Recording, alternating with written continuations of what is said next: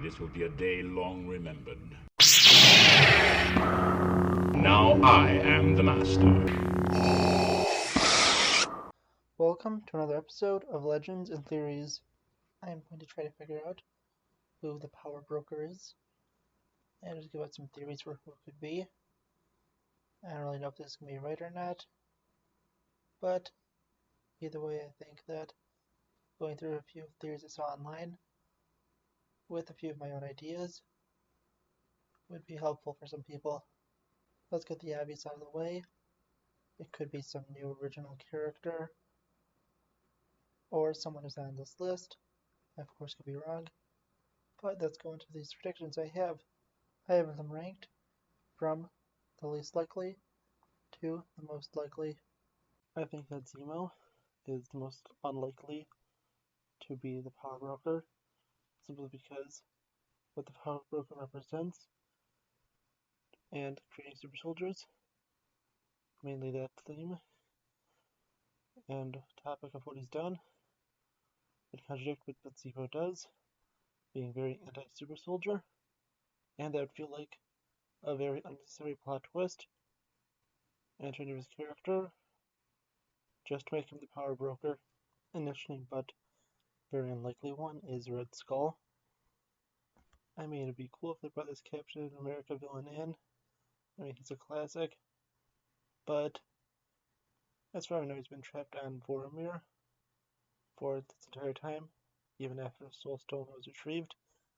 And even if he was, it's heavily implied that the power broker has been in power since before, during the time Zemo attacked, but there's a chance that this power broker was overthrown, and since no one knows who the power broker really is, this is a possibility. It's more likely than Zemo because it wouldn't be a contradiction to Red Skull's character. It would actually fit in because it seems likely that he would want to create more super soldiers to have an army to try to retake Earth with after he's returned. But him being trapped in space is the only reason that this is so low on this list. The next one I saw was Wilson Fisk. I think that this is more likely than the other two, because one, he's on Earth, and two, he sort of exists in the universe. I mean, I haven't actually watched the Daredevil show yet, but I know that show, like Agents of S.H.I.E.L.D., is in some kind of MCU limbo, because it takes place in the MCU, but it also kind of doesn't, which is the only problem with him. Well, that and feel very weird to put him as a villain in a Falcon and a Winter Soldier show, and he should be saved if he's going to return for either Daredevil or Spider-Man, or maybe even both. It just doesn't feel like he should be here. General Ross is another one that just doesn't really fall into it. I don't know, General Ross, first off, seems a little anti-superhero, and if there are superheroes, he wants to control them, which is why I think he's probably behind the new Captain America, and probably isn't behind the power broker, and isn't the power broker.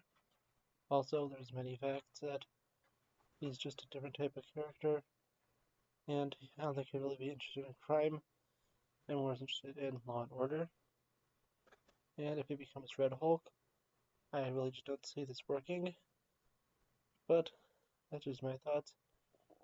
And the only reason he's up here higher is because he's confirmed to be in the universe, and is actually on Earth, and it's less of a stretch for him to be trying to create super soldiers, since he was doing that back in The Incredible Hulk, I'm pretty sure.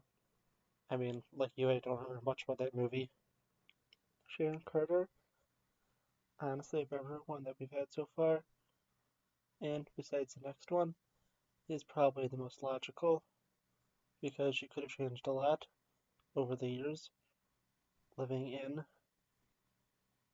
the city, and becoming worse and worse as her fall from grace began, and really that's it. The only thing that really contradicts is everyone's saying that the power broker is a male, but who knows? Maybe Sharon's trying to make them think that, and make them all think that she is the previous power broker who she killed. But besides the one I'm about to mention, I think that she is the second most logical choice out of two, because the rest of them just don't feel like logical choices. Well, it'd technically be out of three, because there's the everyone else option, which would be the one before this, but I just feel like she's a little more logical than everyone else. I mean, the last and final option is Arnold Zola, who I think is probably the best one, being a Captain America villain, which fits in better than really anyone else. Two, with the fact that he is an AI, which will have him alive at the time and be able to be the power broker. The third is he has a connection to the super soldier serum. I would likely want to recreate it because of the stuff with Red Skull. I wanted to create more of people like him. 4, he is definitely willing to kill. 5, he's a male, so that fits the description, unless it's a lie. But it just seems like Arnold Zola is the perfect person to be the power broker. Unless it's someone else, then that's more of a curveball character, or someone from the MCU that we wouldn't really think about.